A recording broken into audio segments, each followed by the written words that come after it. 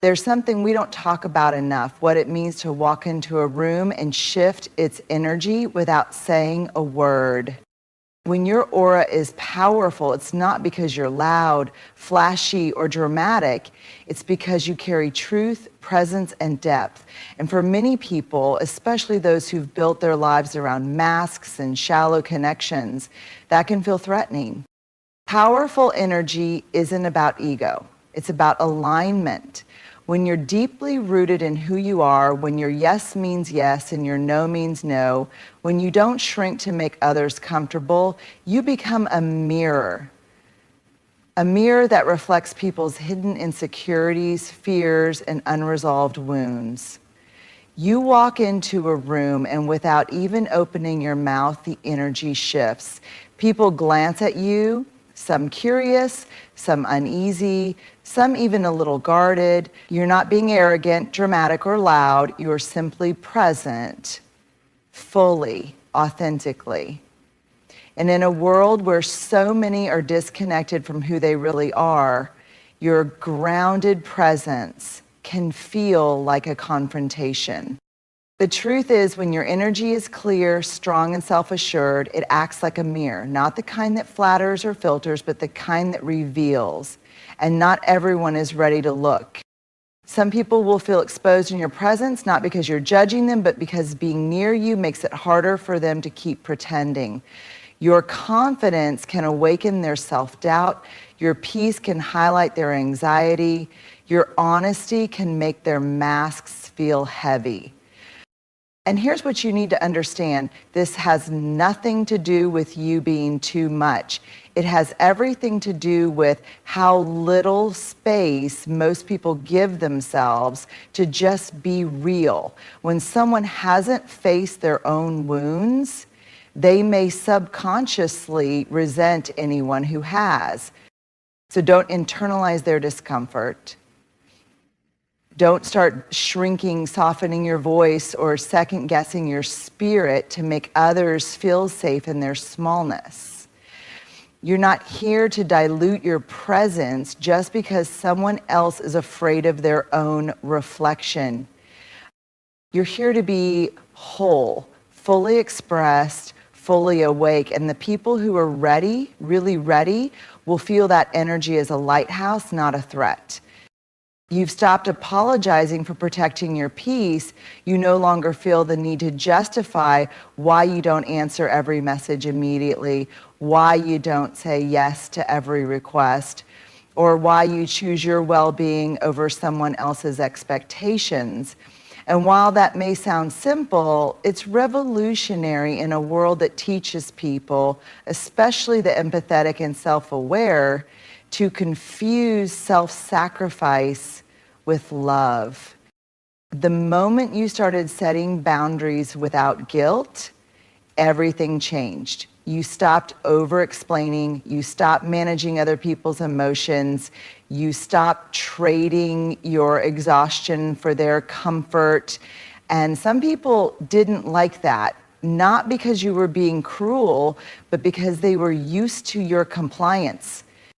When you set a boundary, you're saying, this is what I can give without betraying myself. It's not rejection, it's not punishment, it's self-respect. And for people who are used to gaining power through guilt, manipulation, or chaos, your clarity feels like resistance.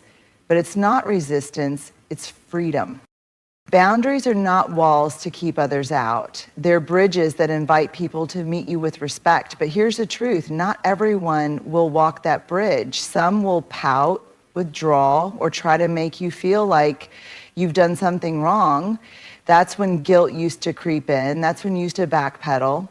But now you stay rooted. You've learned that your worth isn't tied to how accessible, agreeable, or accommodating you are. You've stopped negotiating your values in exchange for temporary peace. You've realized that if someone only feels loved when you abandon yourself, that isn't love, it's control. Setting boundaries without guilt doesn't make you harsh, it makes you honest.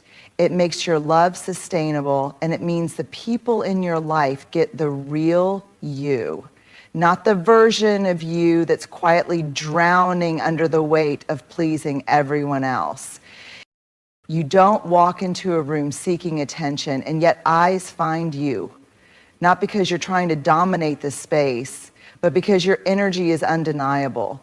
You carry a quiet confidence, the kind that doesn't beg to be noticed, but naturally commands respect. And that kind of presence unsettles people who are still dependent on external validation to feel seen. You're not chasing applause, titles, or approval. You're not performing. You're simply living in your truth. And that alone makes you stand out. While others are exhausting themselves trying to impress, you're rooted in something deeper, authenticity. And that frequency is rare. There's a kind of magnetism that comes from being at peace with who you are. You're not trying to prove anything. You're not overcompensating. You've done the inner work, and it shows in your body language, in your silence, in your stillness. There's nothing frantic about you. That calm confidence makes people pause. It makes them feel. And not everyone is ready for that. Some will misread you. They'll assume you're aloof or intimidating simply because you're not seeking approval. But that says more about what they need than what you're giving. You're not cold, you're composed, you're not distant, you're discerning. You've learned that your energy is sacred, and you don't throw it around loosely just to be liked. And yet, without trying, you shine. Your energy speaks before you do. It announces your integrity. It reflects your clarity. It radiates a kind of strength that doesn't need an audience, only alignment. You don't need to be in the spotlight to have influence, because when you carry inner light, the room lights up with you. You're not numb, you're not detached. You feel everything, sometimes more than you'd like. You carry empathy like a second skin. You pick up on tension that hasn't been spoken and grief that hasn't been shared. But the difference is you don't let your emotions run the show, and you don't demand others carry the weight of what you're feeling. You've done the inner work. You sat with your pain long enough to know that it's not other people's job to rescue you from it. You've learned how to process instead of project. You reflect instead of react. And that makes you different in a world where so many are emotionally reactive, constantly looking for someone else to soothe their wounds or affirm their worth. Your emotional depth is not a weapon or a performance, it's wisdom. You allow yourself to feel, but you don't cling to those feelings for identity. You've developed the capacity to hold space for your own experiences without collapsing into them or needing someone else to validate that they matter. And this unsettles people because many have been taught to use their emotions as currency to gain attention, guilt others, or secure attachment. When they can't provoke a reaction out of you, when you don't collapse into their chaos or cater to their emotional volatility, they might label you as cold or too self-contained. But in truth, you're just emotionally responsible. You know how to feel without flooding others. You know how to be vulnerable without being unstable. That is emotional maturity, not emotional distance. You don't chase validation because you've learned to validate yourself. You trust your intuition, you trust your process. You sat in the darkness long enough to recognize your own light, and now you no longer beg others to reflect it back to you. That's rare, that's powerful, and for many, that's intimidating. You've never been interested in surface level talk, the games, the gossip, the fake smiles. None of it sticks to you because you see through it. You're wired for depth. You feel when someone's words don't match their energy. You hear what's not being said. And while others may be fooled by charm or performance, you're tuned into something far more honest, the truth beneath the mask. People often feel exposed around you, and not because you're trying to pry into their lives, it's because your energy invites authenticity. It demands it, really. And that can be terrifying for those who've built their identities on who they think they're supposed to be instead of who they truly are. You don't shame people for their masks, you simply don't pretend not to notice them. You hold space, but you don't enable illusion. You ask the kind of questions that go beneath the armor. You speak from your soul, not your ego.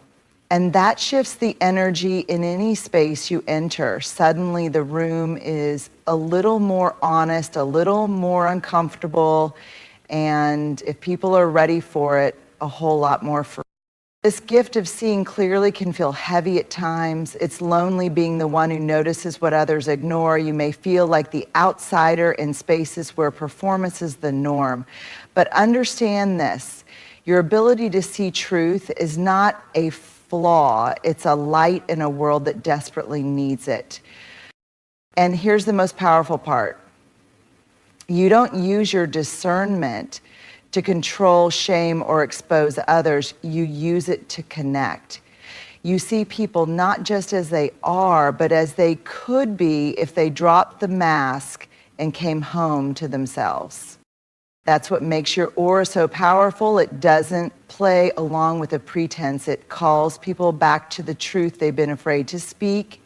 And not everyone is ready for that kind of honesty, but the ones who are will never forget how safe they felt in your presence. You no longer bend to be liked. You don't dilute yourself to fit into rooms you've outgrown. You're not here to impress. You're here to align. And that inner alignment, your unwavering commitment to living with integrity, makes you unshakable. You've stopped chasing crowds, trends, or temporary applause because you found something far more fulfilling: clarity of purpose. That doesn't mean you have all the answers or a perfect path. It means you've chosen to live by values, not validation. Every decision you make comes from a place of deep knowing, not people-pleasing, and that rattles people. Because we live in a culture obsessed with being liked, going viral, staying relevant. But you've chosen to be real instead of being liked. You've chosen depth over noise. You've chosen to root yourself in something solid while the world keeps spinning on shallow approval. Some people don't know how to engage with that kind of power. When they realize they can't manipulate you, flatter you, or guilt you into abandoning your truth, they'll call you difficult, rigid, or intense. But what they're really saying is, I can't control you, and that makes me uncomfortable. You don't need to explain your boundaries. You don't need to chase understanding. You're not rude. You're just done shrinking. You've learned that staying true to yourself will cost you some connections, and that's okay. You'd rather walk alone in purpose than get lost in a crowd of people who don't really see you. You've built your self-worth on something internal, something sacred, and that makes your aura feel immovable. Others may not always understand it, but those who are seeking truth, depth, and courage will feel it, and they'll gravitate toward it, not because you're popular, but because your presence reminds them of what's real. That's what happens when you're rooted in purpose. You don't follow the crowd, you become the compass. You no longer chase being seen correctly by everyone. You've accepted that your truth will be too much for some, confusing to others, and threatening to those who benefit from distortion. And instead of exhausting yourself trying to explain, convince, or defend who you are, you let them misunderstand, because your peace is worth more than their approval. It used to sting being misread, misquoted, or dismissed. You wanted to be known, to be understood. But over time, you realized that constantly managing other people's perceptions kept you small. It drained your energy and blurred your authenticity. So now you choose peace over proving. You choose truth over acceptance. You choose to stand in your light, even if it casts a shadow that others don't like. Being comfortable with being misunderstood doesn't mean you're closed off or indifferent. It means you've matured. You've realized that not everyone has the capacity or willingness to meet you at the level of your honesty, your clarity, or your depth. And that's okay. You no longer twist yourself into versions that feel palatable. You'd rather be real and misjudged than inauthentic and applauded. This level of detachment isn't cold, it's courageous. It means you've taken your power back from the opinions of others. It means your self-worth no longer hinges on how people interpret your silence, your boundaries, your standards, or your story. When your aura is powerful, it won't always be liked, but it will always be felt. And you've learned to be at peace with that, because at the end of the day, being misunderstood by the world is nothing compared to the cost of abandoning yourself. And you're done abandoning yourself. When your aura is powerful, it's not about dominance, it's about truth. And truth isn't always easy to carry. It will cost you comfort. It will make you outgrow certain people, certain rooms, and sometimes even parts of yourself. But it's worth it. Your energy speaks before you do. It reveals what's real. It disrupts what's fake, and it awakens what's asleep in others. That's why not everyone can hold it. That's why some will misunderstand, reject, or resist you. Not because you're wrong, but because you reflect what they haven't faced. Don't shrink. Don't soften yourself to fit into fragile spaces. The world doesn't need more watered down souls trying to be liked. It needs more people like you, rooted, whole, honest, and awake, people who carry their light unapologetically. Let your presence be a reminder that power isn't noise, it's clarity, it's self-trust, it's the audacity to walk in alignment, even if it makes others uncomfortable. You're not too much, you're not too intense, you're just powerful, and most people simply don't know how to hold that kind of truth.